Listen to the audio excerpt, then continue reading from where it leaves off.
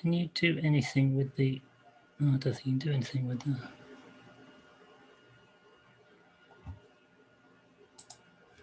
Well, here we are.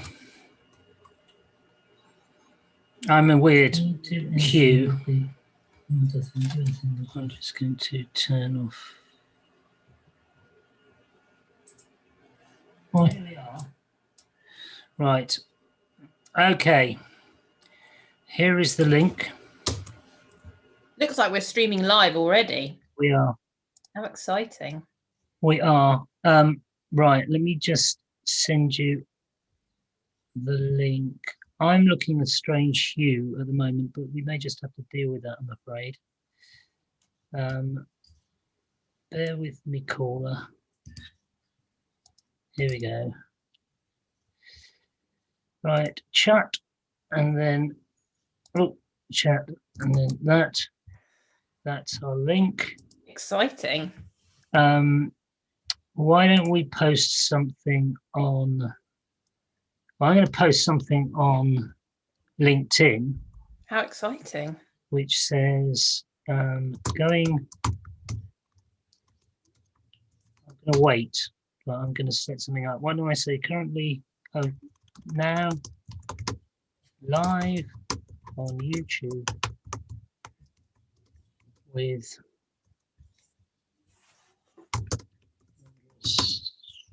me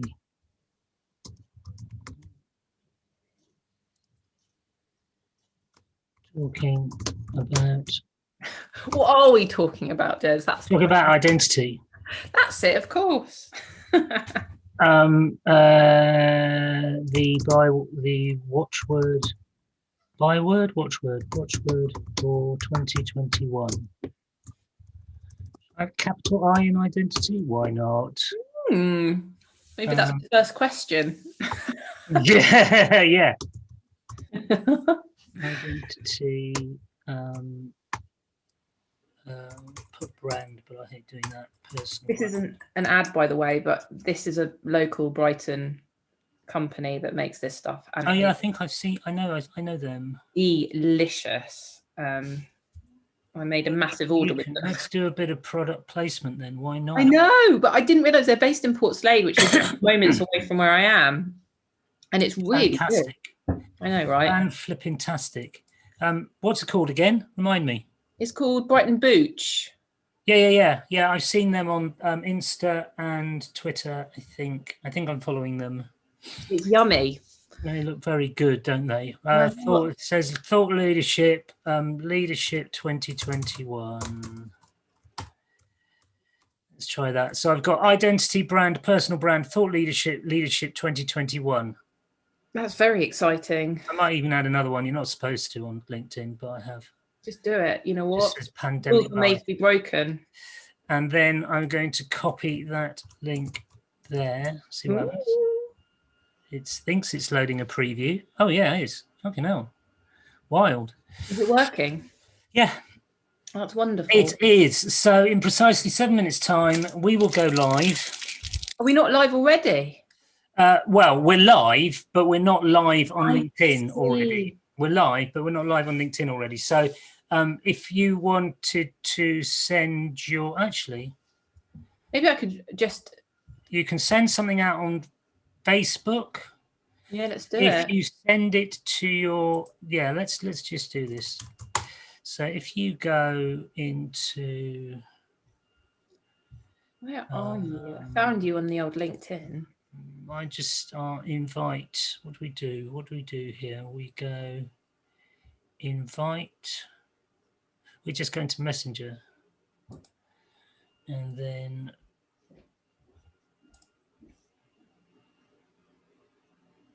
How do we do this? We just set up a message. And I can't go all, can I? No. Can't do that.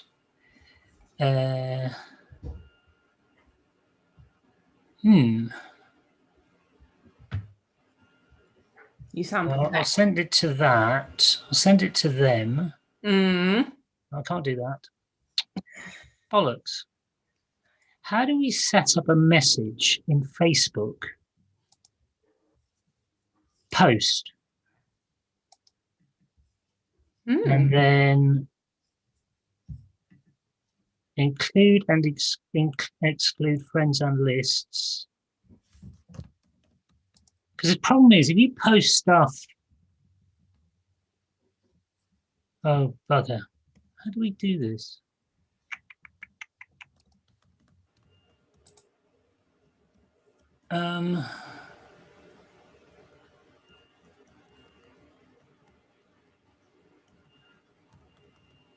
Because we don't want to just chat. In other words, we don't want to share other people's things. Because I've done this before. I mean, I've done it with lives, which actually on Facebook, which kind of works. But the other thing I suppose we could do, well, that might be a bit risky, is we could co-host, and one of us can run it on YouTube and one of us can run it on Facebook. Ingenious. Well, I'll make co-host anyway, because that's a good idea. Wonderful. Because that then means that what happens is that, yeah, I'll talk you through it, but just bear with me a sec. So let me just make you co-host.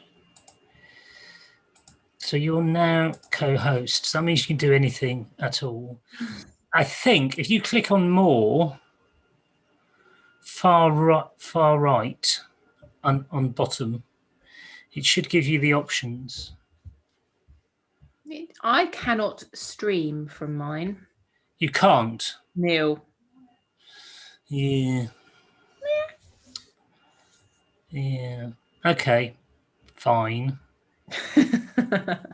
That sort of makes sense. I guess. But what? So what we do? I mean, how responsive are your lot on Facebook? oh, people are fairly responsive. I mean, it depends. People are at work and stuff like that. So. Well, because the best way I think to do it then is just to post something. I've done that now on the old Facebook. I've posted the video. Okay, cool. Let's have a look.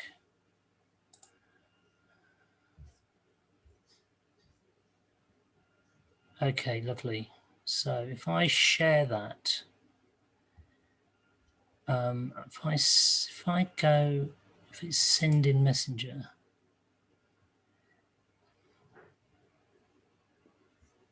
It's a bit cheeky, but I quite like this. So I go send,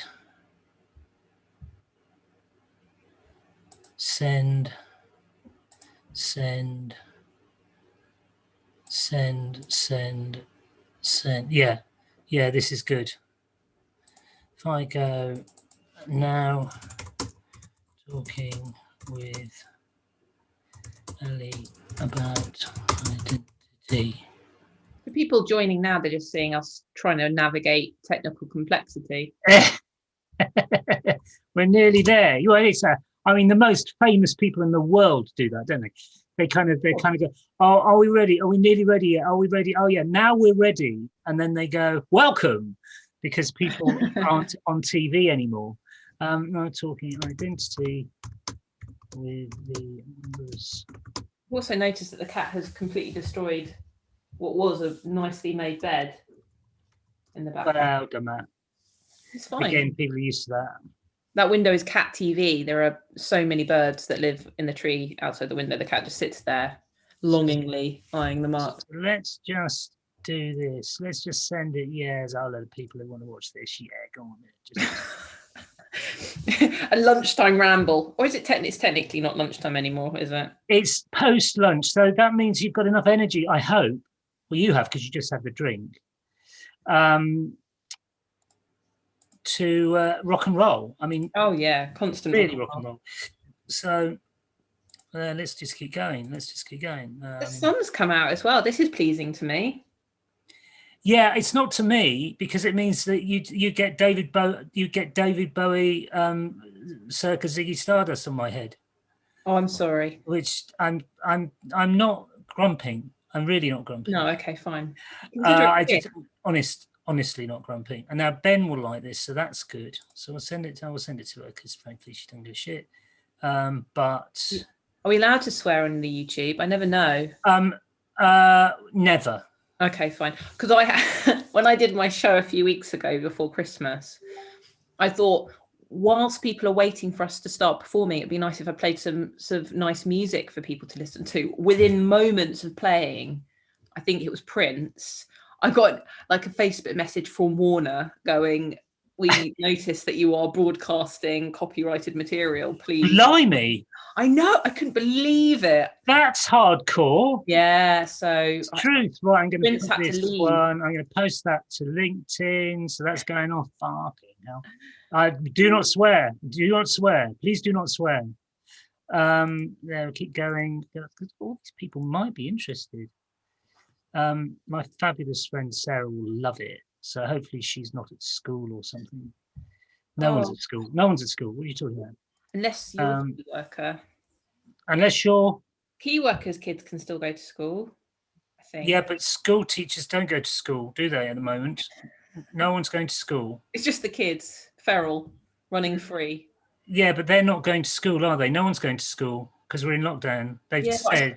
I think that if you're a key worker... sorry, key workers' kids are going to school. Exactly as you said, and I wasn't listening properly. That's right. I'm so sorry. It's because I'm trying to...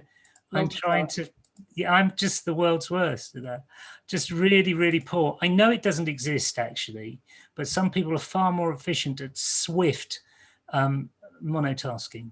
Well, it's funny. I think for me, I suffer with focus. I struggle with unfocus. Yeah, lack of focus. I am like if the shiny new object chaser. So if there's something more shiny to do, I will do it, and I will do it quickly and to a very high standard. If I'm doing something that I've done more than a couple of times, then it is very difficult for me to maintain focus. Interpret that as you will. I think you're wonderful at focus. This is one thing I noticed about you. You're wonderful at focus, and if you're not, then you fake it beautifully. Well, thanks. But it is shiny stuff that gets me going. For a long time, I internalized that as laziness. I genuinely, from about 15, 16, I thought, oh gosh, I'm just inherently a lazy person. But, a little bit of self-care, I've been able to reframe that. It's less lazy, more boredom, and that's okay. It just means I have to watch it. I have to be really careful. I love that. Ennui. You suffer from ennui. Oh, ennui. Ennui or ennui. Ennui or ennui. I don't know. Maybe it is ennui. Boredom. Ennui. Oh, yes, of course. You see, I know that word. That's one of those words I definitely have heard being used, and perhaps... Ennui's cool because it's French, yeah? It's as simple as that. There's no reason for using it. Not really. But because it's French, it adds a certain, I'll wake up for that word, which is kind of a paradox, isn't it? Yeah, well, I think the French are able to capture the complexity of emotion in a way that us Brits perhaps aren't so good at. Well, we have too many words. Yeah, I do. That's our problem. We have far too many words, and that's not good. I'm sending this to everybody. I mean, everybody in the world. It's just, literally. You are well connected in that case. Well, I look well connected. I'm not. But I look well connected. I'm not sending it to him. I found out recently that there has been a French version of Fleabag made called Mouche, which I am desperate. Mouche.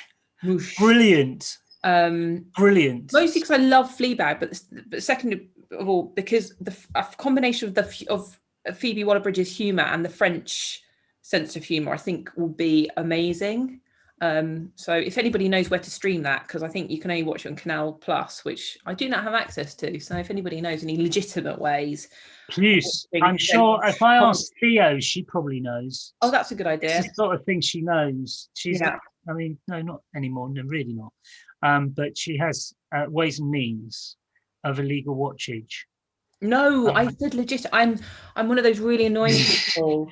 Honestly, I don't think you can watch Canal Plus in a legitimate way. Well, in the same way that you can only say ennui when you're French. Okay. Well, in that case, what I'd say is if there's any French people out there who are willing to reenact it for me. The boredom.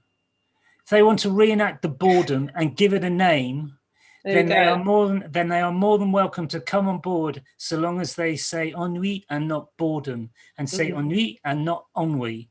Ennui, mate. Ennui. I've got a bit of ennui. Ennui. Pete, I've got a bit of ennui. So we're rocking. I mean, we are officially rocking. We've been rocking for a little while, like a few years, but we are officially rocking. And today we are talking about identity. And identity, isn't that an interesting thing, don't you think? Yes, particularly at the moment. I think it is the source of a lot of excitement, both positive and negative excitement in various parts of the universe at the moment, I think. Isn't it? Now, why do you think that is? Oh, well, I mean, I think there are lots of reasons. I think we are a hangover from Thatcher's individualism. We're all very special, precious angels, aren't we? All unique snowflakes. And I don't use that word in the pejorative sense that some people use it. I love snowflakes. They're beautiful. But I think we are definitely in a place now that we are focused on ourselves as individuals rather than as part of a community. All of us, I've just had a mishap. All of us? Okay, that's really not fair, is it? That's a sweeping statement. I think there are lots of people who are suffering the consequences of being told that they are an individual and the master of or mistress or mixtress of their own universe, whilst not being given the power to actually affect change without seeking outside support. And I think that's difficult. Yes, indeed. And I think what's for me quite interesting, I don't know if you saw, did you see that thing about celebrity earlier on in the week or last week? Did you see it? It was about celebrity in the 21st century. Right. And clearly, because it was a kind of Beeb 1 or Channel 4, whatever it was, I think it was a Beeb thing. Yeah. It was going on about sort of like the mini history of 21st century celebrity, starting with the onset, as it were, of reality TV. Right, yeah. And because, of course, we had pop stars, then we had Pop Idol, we had Big Brother at the same time. Everything started off, everybody kicked off, it all kicked off. And suddenly we had these people who we would never normally want to meet in the flesh, or even think of as people we'd want to see, even becoming incredibly well known on the basis that we were being, I guess, voyeuristic.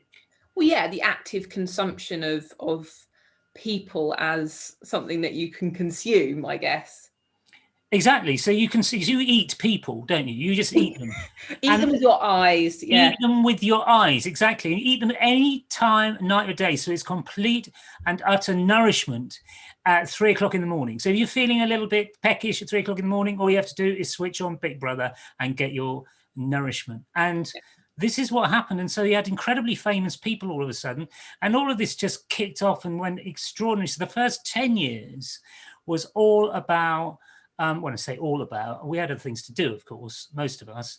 But if you wanted to have a view on celebrity, it suddenly kicked off. And so anybody could conceivably become a celebrity. You didn't have to be Godhead, have Godhead status. You could be any old Joe and be control change. I guess that was the big jump as well. I think that in a way that's been quite a positive move away from the sort of, I guess, traditional patriarchal control of media, where you have to be either purchased by a group of people in order to become a success and to become famous, or you have to be one of them.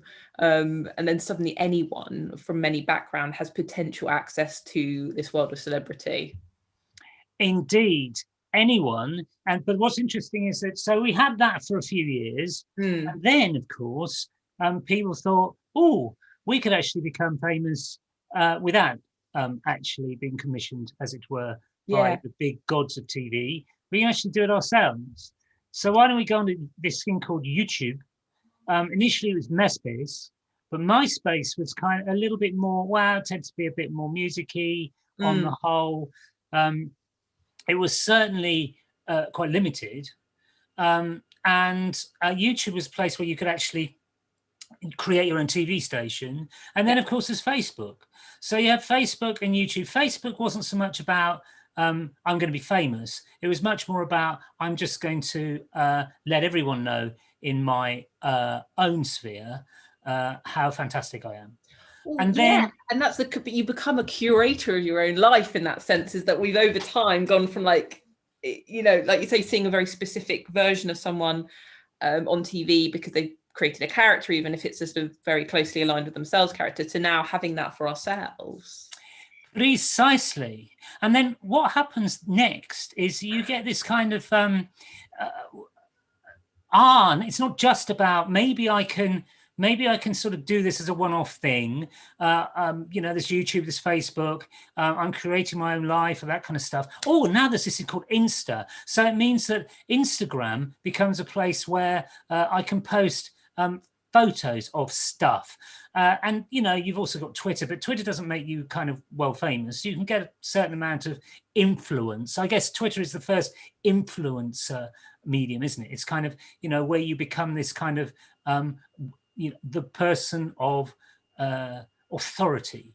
That's Yeah. what Twitter sort of focused on. But actually, then you kind of get this Insta thing, which is really becomes the head of all things social media in many ways, because it's not just about being famous. It's actually having influence over other people to make particular decisions, a lot of which are purchasing decisions or decisions that we don't really care too much about.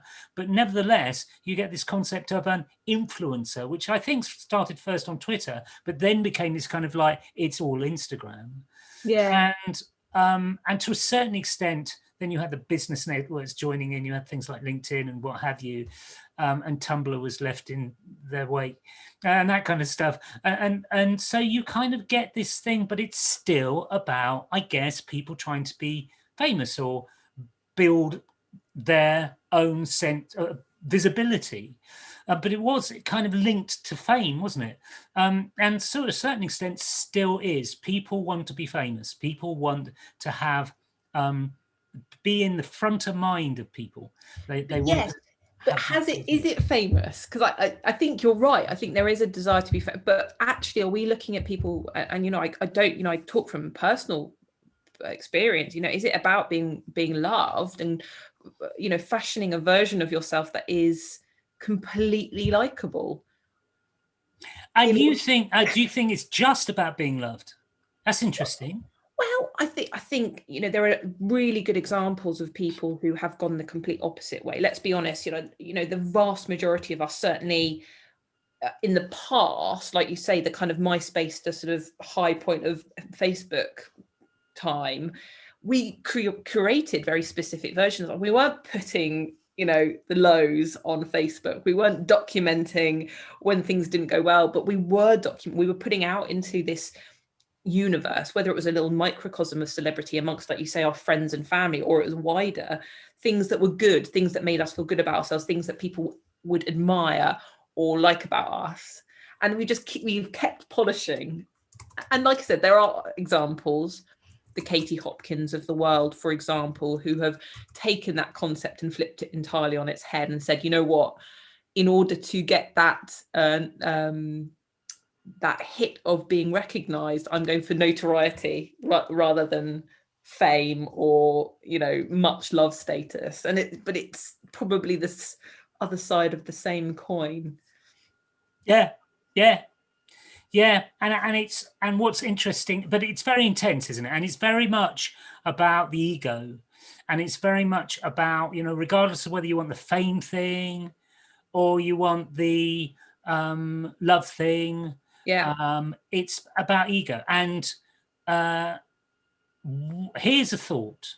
So from celebrity, us watching celebrity, but it's like us, and then actually doing it, kind of whether we're aping other people or we think it's about us, and what we're doing is we're trying to get approbation or love. Yeah. How about this? The pandemic happens, yeah?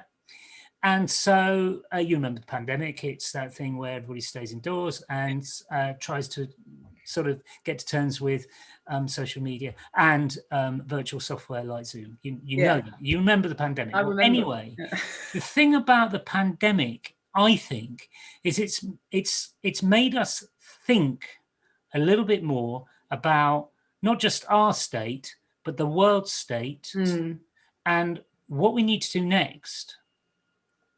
Not just in terms of, I got to survive, I got to survive. That kind of thing, which of course is totally fair enough. Even though I just parodied it. It is totally fair enough. But I think a lot of people are actually thinking, well, hold on. If we're going to make good of a not great situation, why don't we think about ways we can do this in the right way? So if they're thinking that kind of thing, and we have all this stuff around that's still kind of there, I think it suggests that we're moving away from this kind of idea of fame, celebrity, wanting to be loved, need, if you like, a kind of millennial thing. And not that I'm getting millennials, it's just a millennial state, a kind of zeitgeist, into a place where actually our identity matters. It becomes an identity. So it's the same kind of thing, but it's much more about understanding and managing our identity for purpose. So how can we, knowing who we are, as in as self-aware as we can be, and being self-aware, how can we actually use that identity in the most positive way to change the world, or just to walk down the road and say hi, or whatever it is, for a purpose. And I think I feel that that's why 2021 is the year of identity. What do you think? Yeah, I agree. I think you know, I have my misgivings about identity and how it's become such a focus over the last couple of years, if not slightly longer. I think it's used as a term that, you know, identity politics, ideology, all of these things are used as sort of ways of belittling people's experience. I think sometimes, like the truth, like you say, identity matters. Historically, or certainly in modern history, identity has become a bit of a consumable, much like, you know, certain producers of soda and fast food. You're not going to go for the healthy, you know, options. You're going to go for fast, high sugar, high carbohydrate content to get that instant fix. And it's the same with identity over the last maybe decade or so. It's been quite kind of tailored, quite sort of curated in a way to be really easy to consume. And now we're moving into a phase of time, perhaps, where, like you say, with that identity comes responsibility. The who you are is no longer just an island, and that we have a responsibility to ourselves. And how does our identity give us access to community in order to make things better? It's not about being loved by people generally. It's about saying, I am me, you are my community. How can I contribute to this community? Absolutely, so much so. In fact, that what identity becomes is not just because that's why I like the idea of identity. Identity isn't just individual identity; it's group identity, and it's not purely one or the other. It's individual identity and its group identity, kind of things working together, community identities mixing up, so that you get kind of multifarious identities, and it becoming kind of one big identity. But the idea is that I like the concept of identity more personally, because it doesn't suggest too much of ego. What it actually suggests more to me is a conscious, thoughtful consideration of self.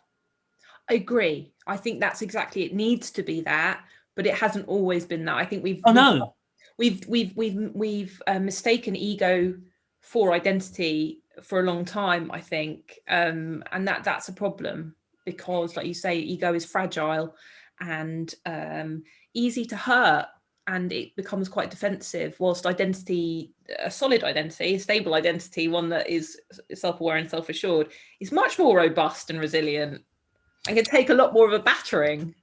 Yeah, absolutely. We like to batter things. Everybody likes to batter things, because apart from anything else, we've got to test things. Yeah. And I don't mean play games with people. I mean just test things, try things out.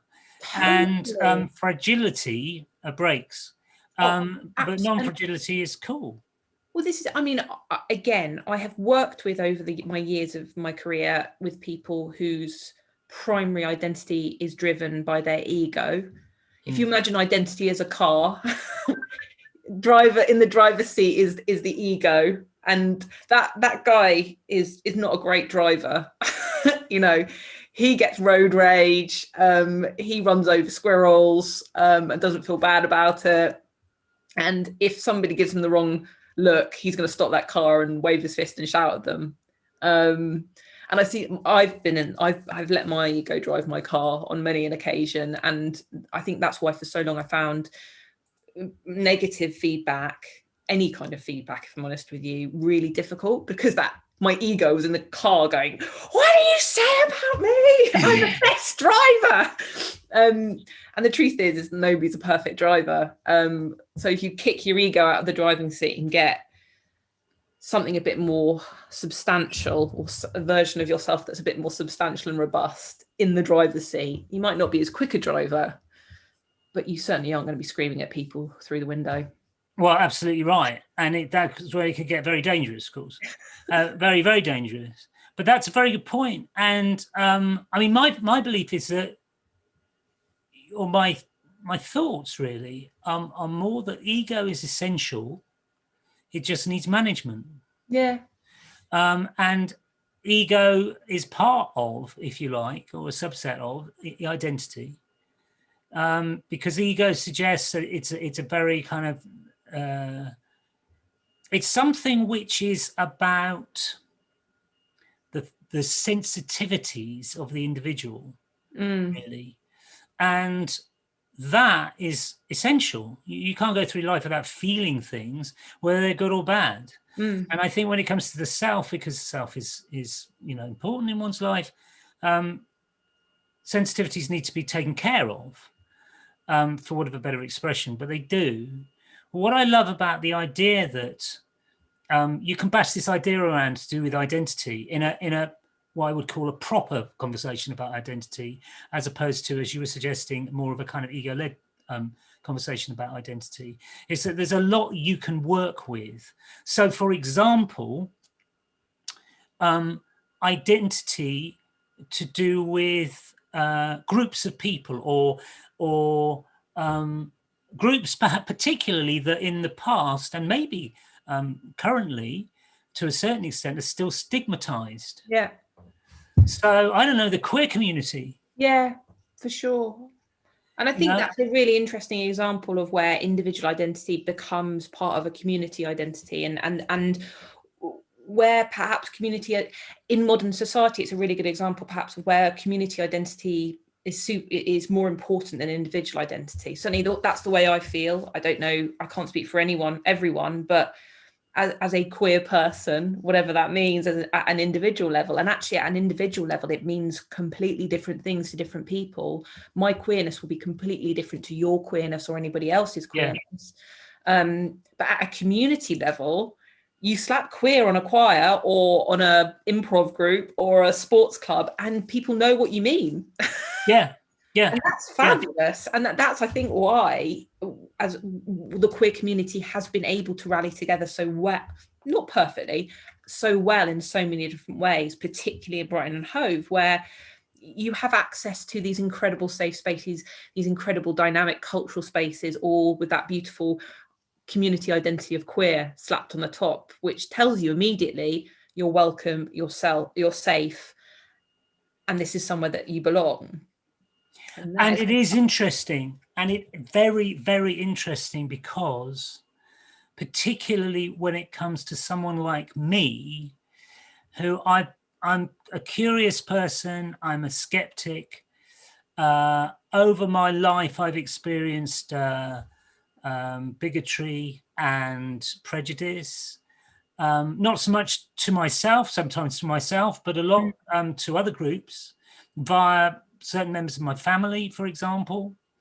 And, you know, family members, and this is the important bit, that I've really loved and respected and admired their opinions.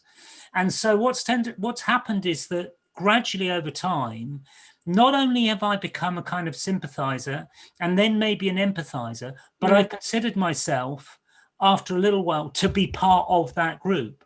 So, for example, so I moved to Brighton and Hove 5 years ago, 5.5 years ago, 2.5 years ago, or maybe it was nearly 3 years ago. I joined the Brighton Gay Men's Chorus because I thought it would be an interesting thing for me to do, because I identify as male, but with me there's a curious twist to that, because largely to do with when I was very young, and I got sent to a girls' school, and that has, in my view, completely changed my view of how I identify with the opposite sex. Yeah.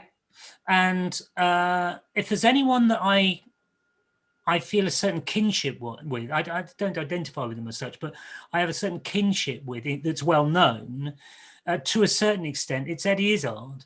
Yeah. And the reason why, it's because, not because he identifies as transfluid, but because he's a man who is who he has identified as a man, who likes being a woman, who fancies women, not men. He doesn't fancy men. That's the point. But that's interesting, because Eddie was on a show recently where she was introduced with she pronouns, which for a lot of people, again, that's such a generic statement. There were a number of people on platforms like Twitter who could not stomach the idea of Eddie Izzard using she, her pronouns.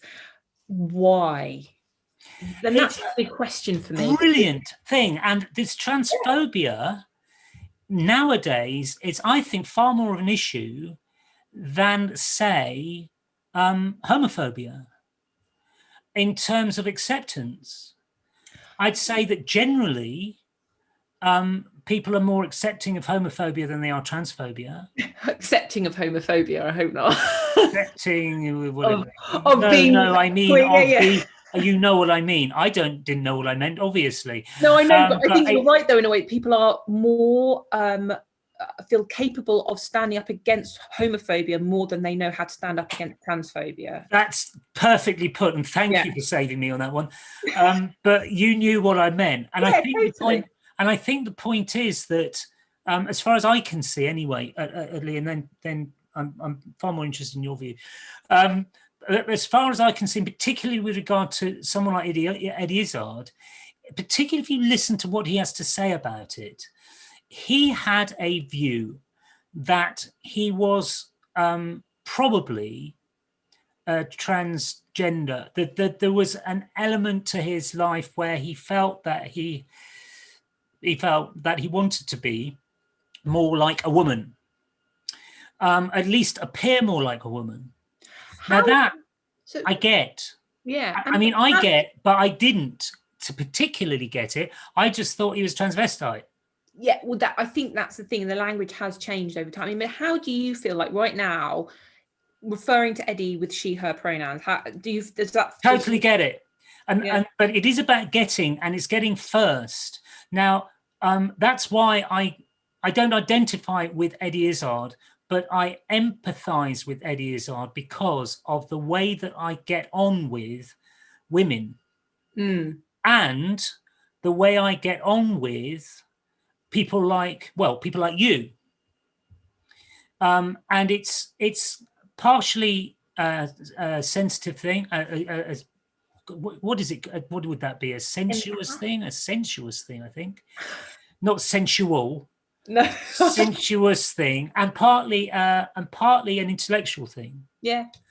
But there's something about it, and it's to do with, I think, not so much how he or she, he sort of last year, she this year, and maybe next year it'll change. I mean, Yeah. who knows? But that's the whole thing about fluidity. But I saw her with a beautiful wig and being very much feminine. Yeah. Something that the Eddie Izzard show, if you like, hasn't so much been, because it's been a little bit almost a kind of hermaphrodite type of appearance. Androgynous. Now, Yeah. very feminine. And I understand I kind of understand their balking at it, if you like, or reacting to it. What I'm not quite so keen on is when people drive their prejudice. So there's this feeling of someone that they don't really know at all, and they have to be right, even though it's something that there's no one they don't even know. No. But they absolutely have to be right. I have to prove to myself that this is unacceptable, which is really, I mean, it still exists. I think And I think that drives prejudice and drives pretty... Bleh. Yeah, but it's fear. It is fear. And I think, you know, when we talk about identity, it's about a belief that somebody else's identity is in some way going to detriment or damage your own identity. And I think that scares me. That scares me a lot, because I simply do not understand how we can function as a society if we think that the existence of another person as their truest self is a problem for how I identify.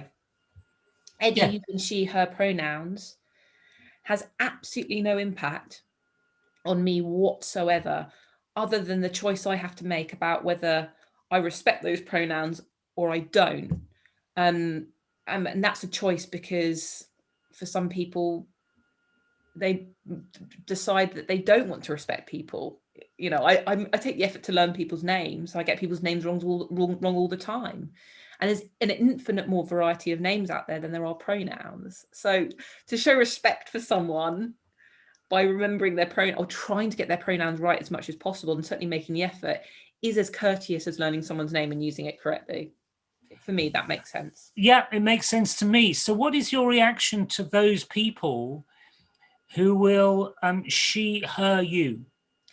Well, you see, I'm quite philosophical about it in a way, because I understand that it's a tricky one for a lot of people, and I live in a little bubble of you know part of the world where I have the opportunity to articulate my desire to have they them pronouns used, but not everyone is as familiar with them. So why not offer them the space to respect them if they want?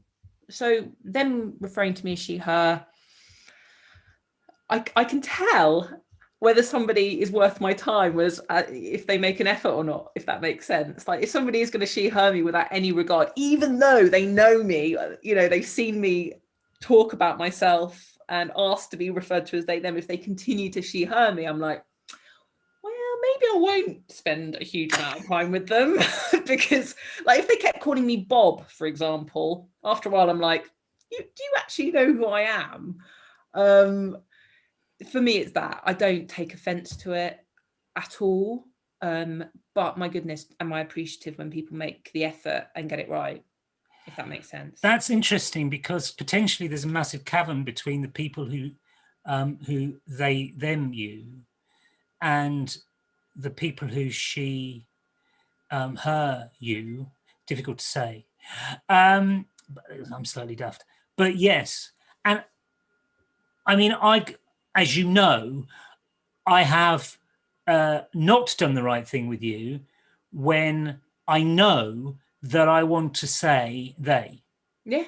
So I'm the sort of person who has, I don't know, grown up or, you know, got used to my impression of someone from the point of view of the sensitivity thing. This is the whole point I was sort of getting at in terms of how I relate to the to my perceived view of what the opposite sex is. Yeah, of course. So my perception of you, even though I came across you as someone you address as they, them, my backstory, as it were, kept telling me that you were the opposite sex.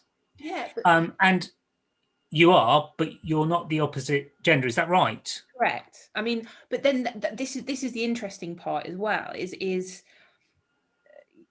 first of all, you make an effort, which is a massive deal to me. Always, that it's not about getting it right every time. It's about making the effort.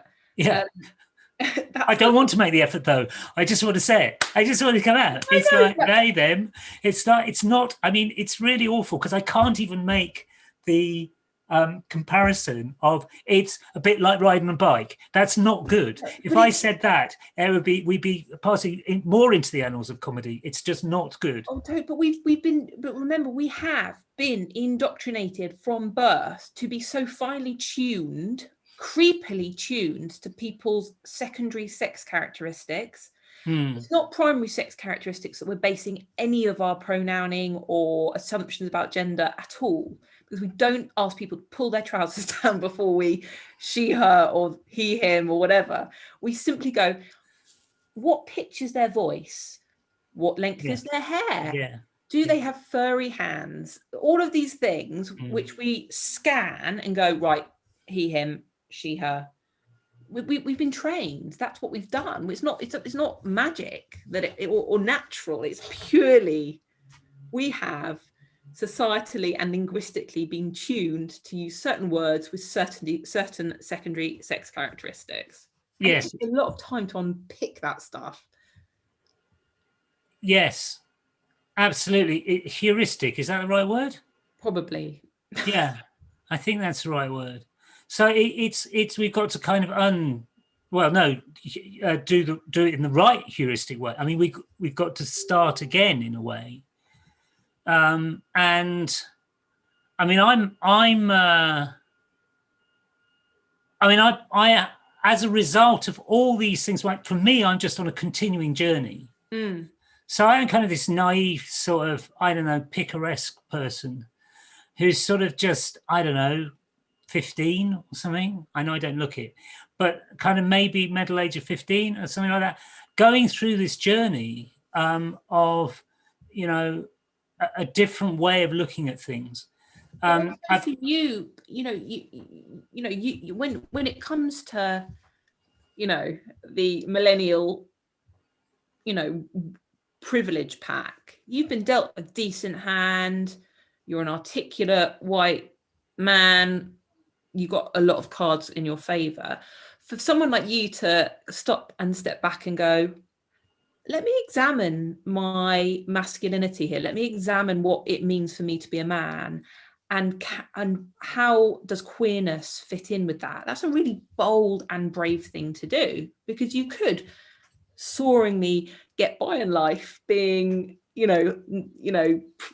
premium privilege card person, but in fact you're going, actually, this card, I've got it, but it doesn't fully capture my identity. Yeah. And that for me is where we start dancing around the edges of queerness and what that means. Yeah. I think that's got to be right. And that's why the conversation about queer identity is such an important one.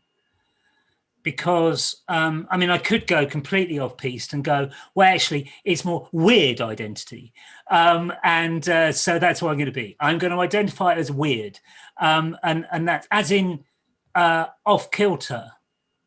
Sure, that's queer, right? Queer. Which is queer, because the old Jezza, or maybe someone else, I don't know, but someone could be stigmatized to such an extent that, and in fact, I think this happens a lot, and we've seen it to a certain extent with, I know because people keep talking about it. I'm kept in check by my daughter, who is about as free thinking as you can possibly get. Yeah. But the Black Lives Matter business, as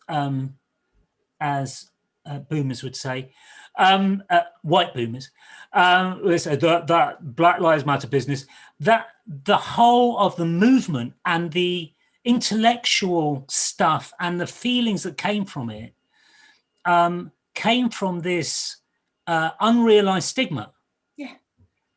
And it's the same with queer. Yeah. It's not the same, totally the same notions, but it's the same degree of, I don't know, shit bigotry or just stigma. Stigma's a good, stigmatizing, it's a good word as far as I can see, because it's quite a neutral word, isn't it? It doesn't have a huge amount of emotion attached to it. No, but I think it's interesting. I think there's, the Black Lives Matter movement has been an extraordinary example of how people have been able to mobilize against, like you say, that institutionalized stigma. I think the big difference between Black Lives Matter movement and some of the queer movements we've seen over the years is that for Black people, the racism they experience on a daily basis is unrelenting. Yeah. As a white queer person, I can, not very effectively anymore, but I can certainly, if I have to, hide my queerness. Like if I want to go into a place that is unsafe, all I need to do is hide my queerness, which is relatively straightforward.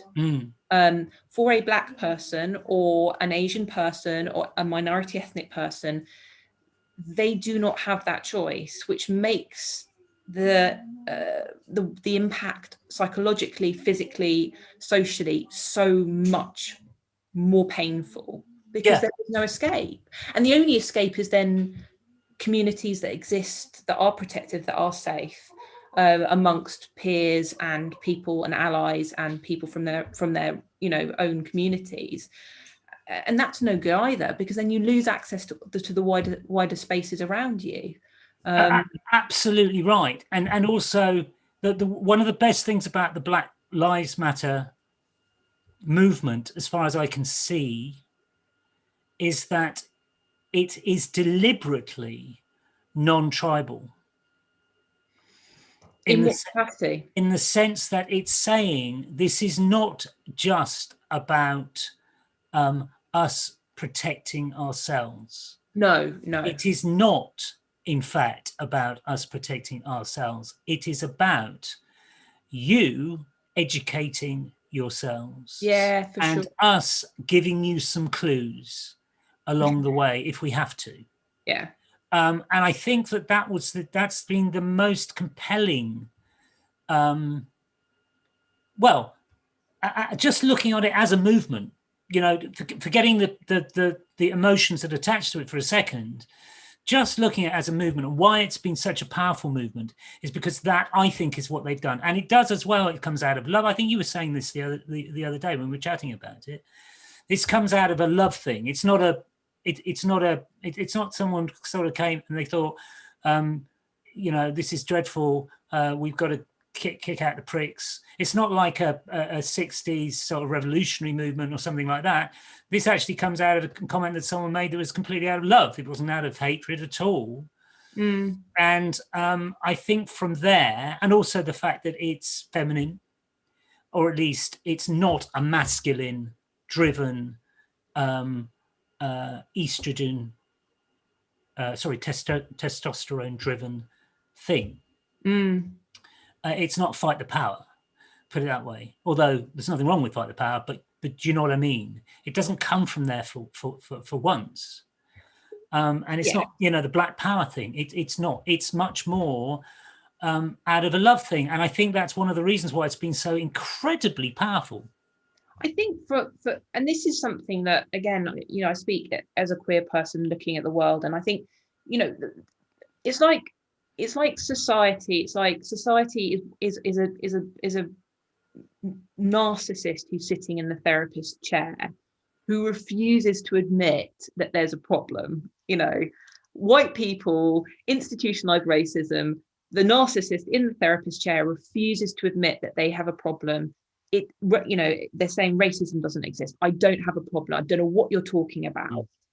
And the therapeutic process for that individual, if if white people were one person, is a process of admitting that there is an issue, and that takes time. And the Black Lives Matter movement and the educators and voices within that are going, you need to admit there is a problem through educating yourself before you can start treating yourself. Because if you've got a narcissist in a therapist chair who's saying there's nothing wrong with them, the therapist is not going to be able to help them. No. You've got to admit there's a problem. And I think that you know, from an identity point of view, is really difficult, because when you are you, when you know, as a queer person, as a, you know, a young queer person, when I was 18, I remember going to a campsite. This was 2006, 2005 maybe, and being turned away because the campsite didn't accept same-sex groups. I stood at the reception going, what? And I remember her looking at me and going, oh, it is a bit sexist, I know. I was like, no, it's not sexist. It's something completely different. But you don't know. You have no concept of what it is like to be a person in a same-sex relationship, facing being turned away from a campsite and having nowhere to stay for the night. How did you feel, by the way? I mean, can you remember how you felt? You know what? If the honest answer is, I felt at that very moment like I had done something wrong. Yeah. Because you do. That's what you say. You know, when you're young, you're like, oh shit, I've broken a rule, to use I shouldn't swear. You know, obviously I was mistaken, and you do internalize it. And I did. I thought, oh gosh, of course, why would you allow same-sex couples? Because we're inherently morally corrupt. Shortly afterwards, I actually ended up calling Stonewall back in the day and saying, oh, and they were lovely and asked me to write them an email, and I think it probably went into a pile like that, with the provision of I think it's the Provision of Services Act or something along those lines, that then later got amended so that you couldn't discriminate based on various identities and characteristics. That's the thing. It's like identity is it matters so much to the people who can't take for granted that their identity gives them a free pass into anything that they want to do. That's absolutely right. And what's interesting is this thing about, I always find that there's so many touch points that can change things. What's interesting is that the whole stigma thing, and the like when I was growing up, if my mum said, oh, they're all like that, you know, if she was talking about black people, then I would, my initial feeling would be to support her view. Of course, because we're gaslighted into these prejudices. Yeah, absolutely. Now, of course, I'm not quite sure why she had whatever thought she had or feelings about that. And the same went, well, I am actually, I think I am, but not so sure with black versus gay. So she was also homophobic. You got to have both. It's very important. If you're going to be racist, you might as well be a homophobe. But what's interesting is that I can't. It's very odd, because this is the bit where I stutter slightly, because of course my memories of my mum are incredibly good, and I got on with her better than I've got on with anyone in my life, probably. Yeah. But I've had to say it because that's the whole point.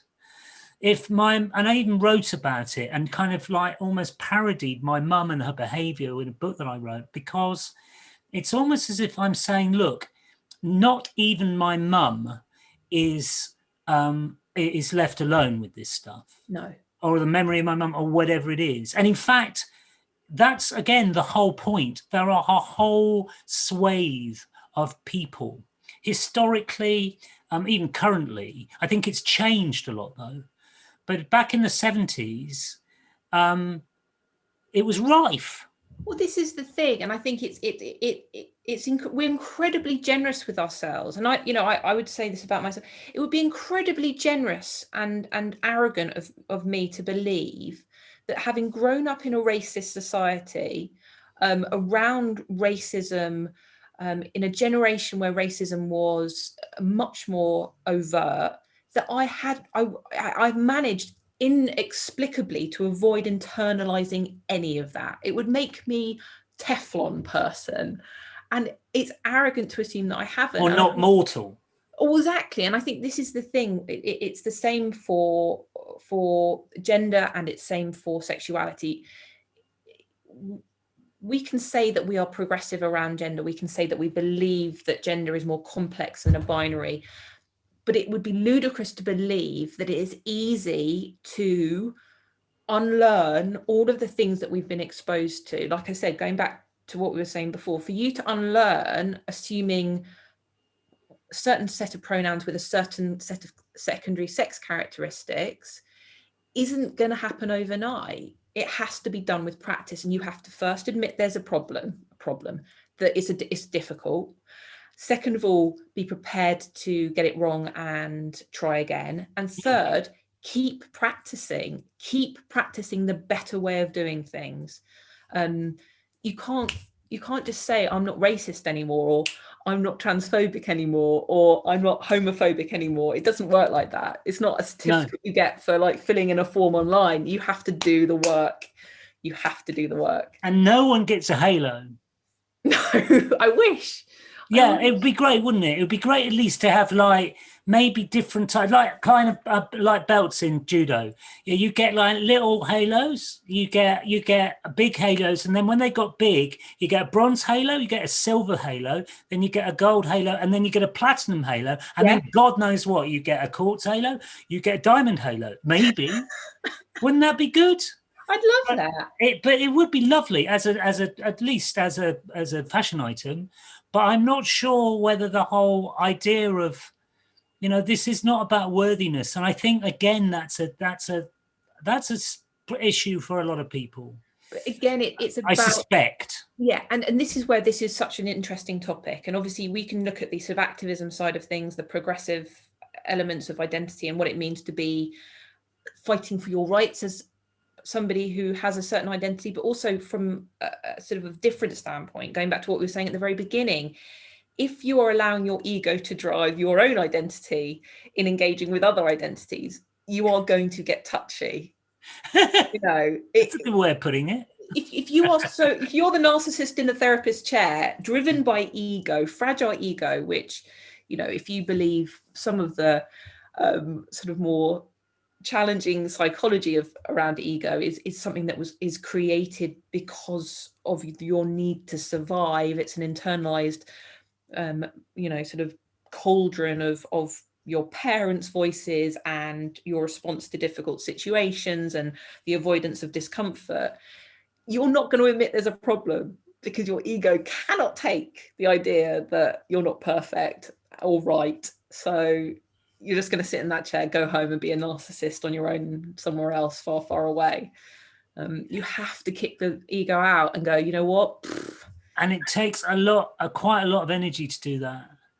I found, I don't know if it's the same with everybody, but I found on a personal level that it takes quite a lot of energy to make that happen. And actually, if anything, the passive state is when things can start to come in, the doubts and the fears and the fragile ego and all the rest of it. If you're really like we are at the moment, getting passionate and eager and talking in kind of enthusiastic ways about everything we've talked about, then you tend to be more, as they say, woke, but certainly more aware.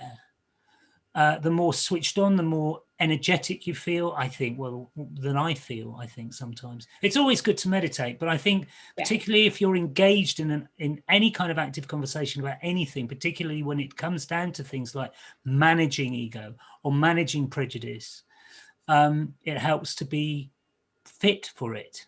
I agree, and I think this is the thing: is I know when I'm speaking to someone who is talking from their ego, like you can smell that immediately. Like, the smell of ego. Smell it. You're like, and after okay, I hate to say it, I'm like turning to when I did my TED talk.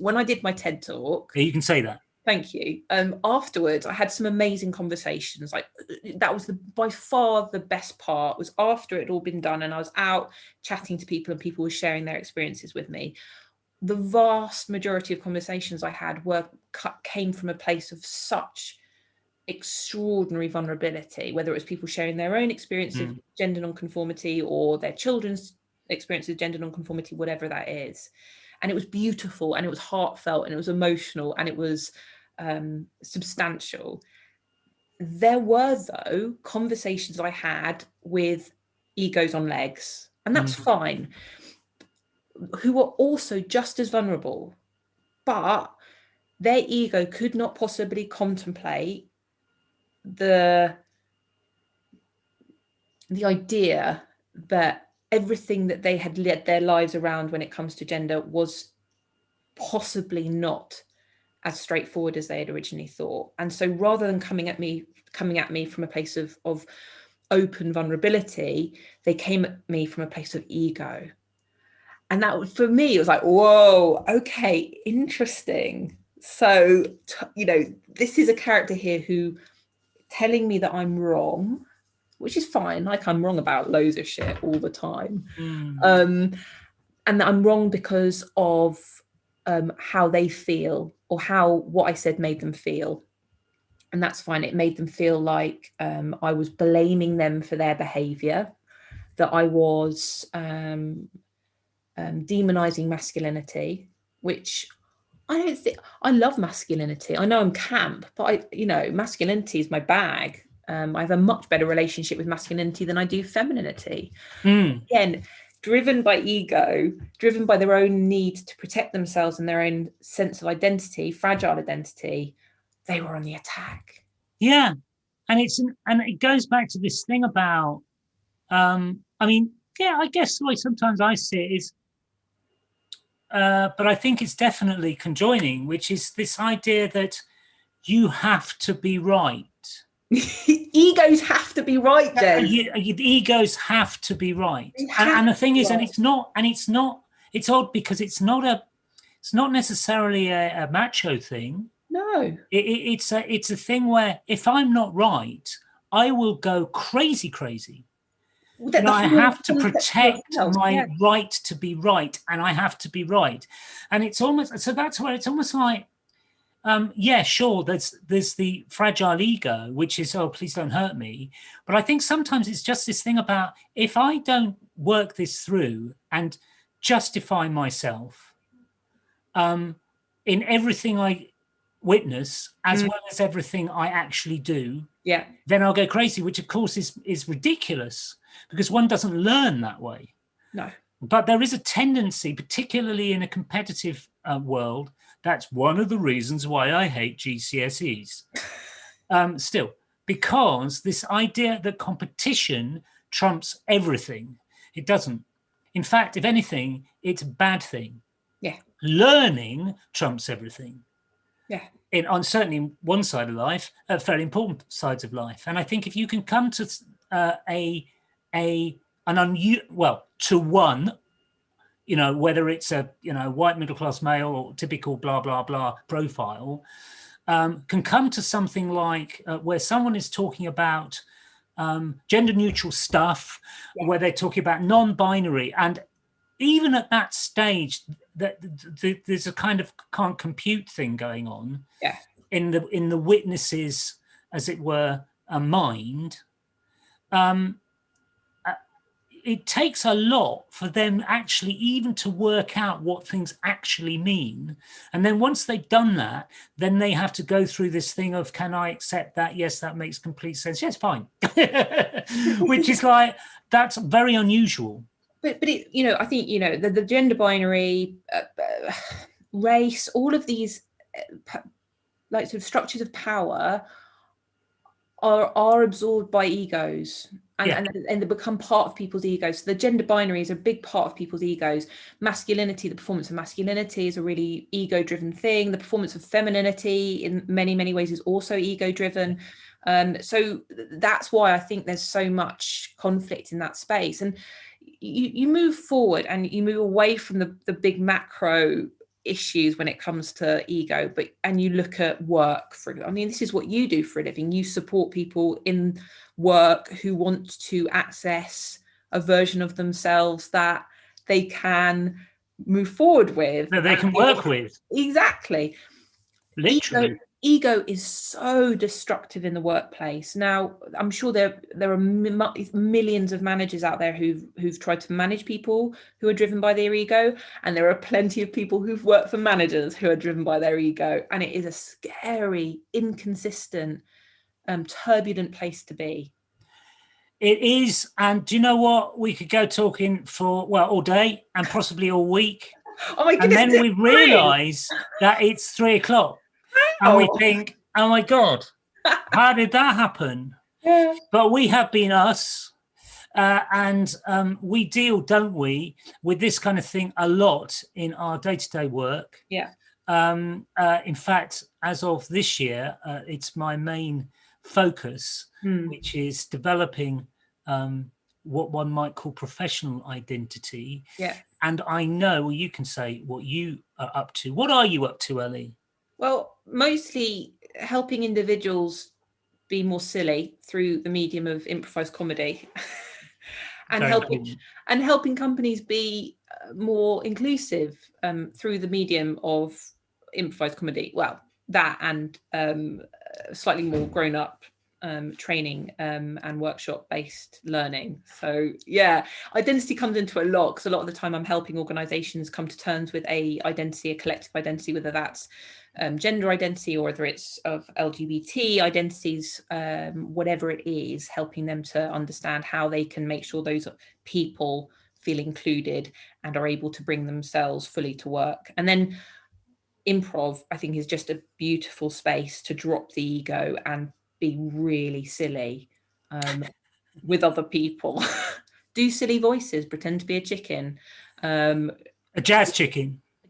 Always jazz chickens. Has to be, in the words of Eddie, going back to Eddie again, it has to be a jazz chicken. It's essential. Everybody knows that. But yes, and I think, well, it has been extraordinary. We're going to do this again, aren't we? Oh, yeah, thanks. Yeah, it's been great. I love chatting. And this is the bit where I try and work out where the button is. Yeah. But that's all right. No one has to worry about that except me. So what I'm going to do is I'm going to go back in here, probably. Back in there, probably. I think you can just leave the room. And then I can go like this. So bye-bye, everyone.